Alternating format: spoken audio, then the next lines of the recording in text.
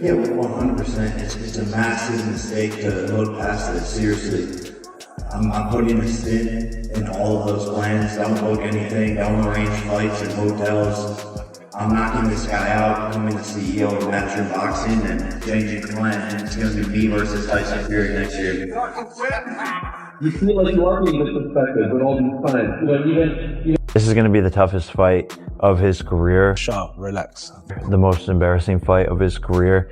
Your chair across your face. Yeah, I think he's about to cry. Jake Paul has officially declared war on Anthony Joshua. The boxing world is in shock at the intensity, boldness, and near-crazy confidence in Jake Paul's words as the December showdown approaches. This isn't just fight promotion or trash talk for clicks anymore. Jake is going all in, calling it the most personal battle of his career and sending a direct challenge to Anthony Joshua that has turned this matchup into pure chaos. Jake Paul has taken the first big swing, declaring he's coming to end Anthony Joshua's legacy. He's in that question, and you know, that seems like a very friendly question to Jake, but you know what? It's a fair question. I'm not mad at the guy for phrasing his question that way. And again, yes, that's because Jake has a massive name and a massive spotlight. Without that, Jake is not fighting Anthony Joshua in his 14th fight. But on the other side of that, the risk involved with fighting Anthony Joshua here, and some of the fights that Jake had in his first 10 or 11 fights, most pros were either having or having worse opponents for. So when people discredit Jake's career by being like, he didn't fight this guy, he didn't fight that guy, he didn't fight a number this contender, number that, look at your favorite fighter in their first 14 fights and you pick out the opponents that they had and the level of them. Sure, you'll have your outliers, your Vasily Lomachenkos and other guys that fought tough competition right away, but most, and I mean most meaning 95% of the sport of boxing, had tomato cans until he had 15 to 20 wins. Give Jake his credit. He's fought guys that even were better on his resume than some of your favorite fighters, and now he's fighting Joshua this early. That deserves the credit that I know and the acknowledgement that I know Jake is for Anthony Joshua. However, given all of that, both men are going to make $92 million each. So forget my opinion. Who gives a damn when you can bank $92 million for having a little move around in a boxing ring? Fair play. You can't on that. However, let's talk about it. The reason I say that it's a lose-lose we'll start with Jake Paul first. The reason I say it's a win-win for Jake Paul is because, listen, if he wins, then he's beating a former heavyweight boxing world champion, certainly one of the best heavyweights of his generation, and of course, a man that is way bigger than Jake Paul. Of course, it's a win. And if he loses, it's still a win for Jake Paul because he had the balls. He was man enough. He was willing to test himself. He would prove everyone wrong, all his critics, like me. By the way, I'm not like out there on an island by myself. Everyone says the same thing. He says he's coming to shock the world, that he's training for the biggest fight of his life, and that he will step into the ring to end Anthony Joshua's career once and for all. While some call it delusion, others see the kind of fire that makes Jake Paul unpredictable, dangerous, and impossible to read. Every time people have counted him out, he's found a way to prove them wrong. The reaction to this challenge has been explosive. Boxing purists are disgusted. Analysts are laughing. Critics say Jake Paul has finally lost his mind because Anthony Joshua is not Tank Davis. He is not Nate Diaz. He is not Tyron Woodley. Anthony Joshua is a two-time heavyweight world champion. He beat him convincingly. Yes. And that's all he can do.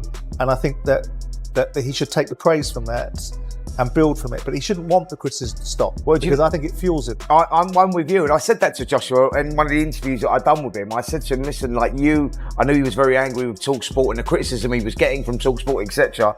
And I had that conversation with him and said, listen, Josh, you should be feeding off that. That's what good fighters do. You feed off that. Go and prove them wrong. Like, that's where your fuel should be coming from. And, you know, I think to a certain extent, he's sort of done that. I said, look, you're like, if people are talking about you, it's a good thing because that means that, you know, you're doing... He wasn't ready for Anthony Joshua because Anthony Joshua was a different thing. Yeah. Like, it's just, he's got more one-shot knockout power. He took it more seriously, too. I know he likes to switch in. But again, like, this is where the boxing is. If you don't have that kind of intellect in the boxing, that footwork and foot positioning is... Put your foot on one side, you're going to get killed. You put your foot on the other side, you're safe. You can kind of manage the power and see the punches coming.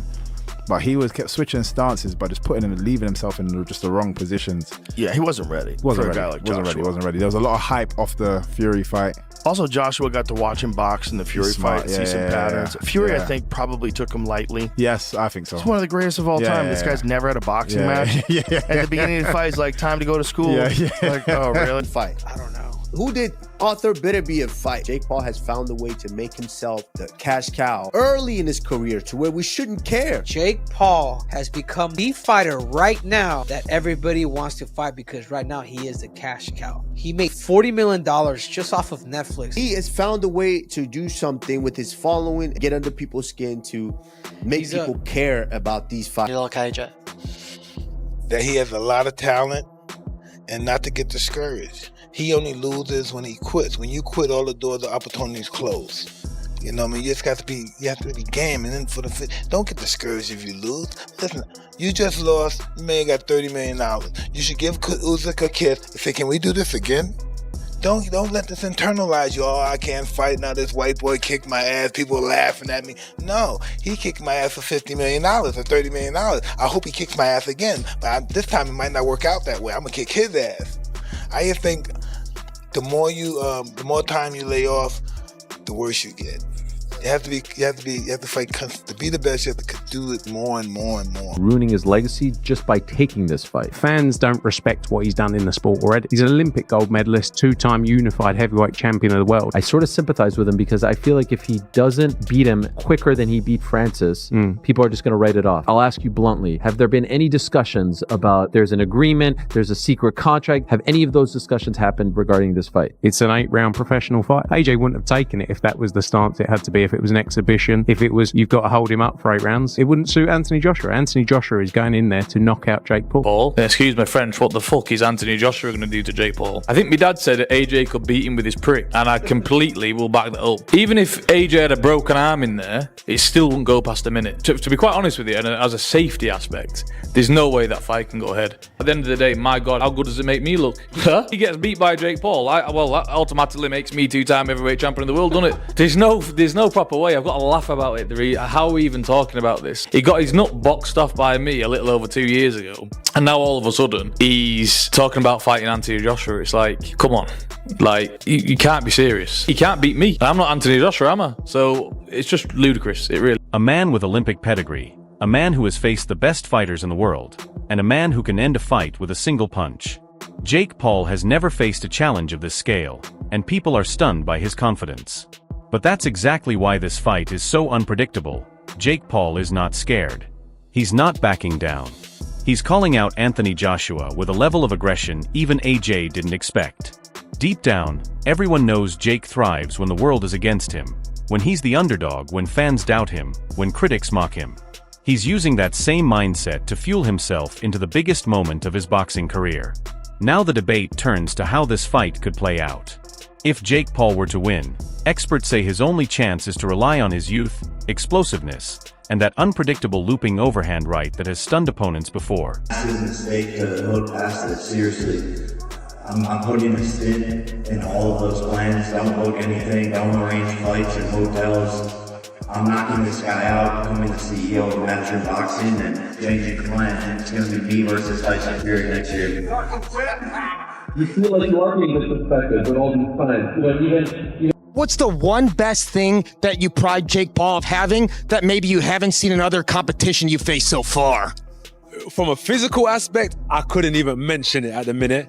But from a mental aspect, he offered me to fight. Normally, I'm offering people fights. He's told me, come and fight. So he believes in himself. I consider Jake now, I wouldn't consider him like a YouTube fighter no more. I feel like he put in the time. He gotten better throughout, like, all his fights. Like, he done got better throughout all those fights, But it's still, like, when you fighting, like, fighters who actually, like, done it for, like, their whole life, it's a little different. If that fight happened, it'll be a good money fight. It'll be a good money fight. But that's a tough task for, Jake going to get that big ass heavyweight AJ. I know AJ personally, so that's a tough task, and that motherfucker could punch. He's gonna get absolutely preaching to the choir, bro. Violated. Yeah, take it to just as they turn to the side. That's it, just there. And watch Jake. He looks at him, keeps looking, and then Joshua looks back. Yeah. Jeez. Great. I just, it's incredible, really. I don't know if you've seen this fight's in the works, Anthony Joshua versus Jake Paul. As a Brit, how do you evaluate? Just seen that. Someone just told me about that. That's mad. Fair play to Jake Paul, first of all, for taking it. But if AJ doesn't knock him out in like 1-2 rounds, then I feel like the fight must be fixed or something, because I'm going to Anthony Joshua, obviously, for the KO. Yeah, when is it, It's going to be next month they're working towards. Oh, yeah, sick. Yeah, I'm going AJ for the win. Last 6 opponents, Usyk, Jermaine Franklin, Daniel Dubois, Francis Ngannou. Which of those would Jake Paul beat, do you think? Maybe Ngannou. That's a fight that we might see in the future.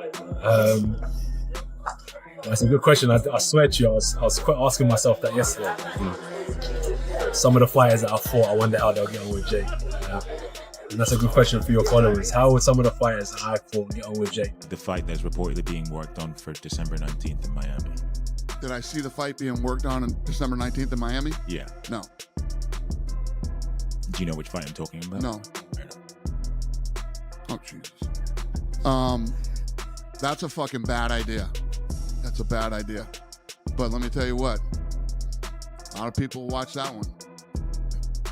Will you watch it? Sure. You know what everybody's tuning in for on that one. I think everybody's going to get what they've finally been waiting for. Jake Paul isn't going to outbox Anthony Joshua in a technical sense, but he could catch him off guard. He might land a heavy shot early and pressure AJ in ways he hasn't felt in years. Jake isn't fighting for rankings, belts, or legacy.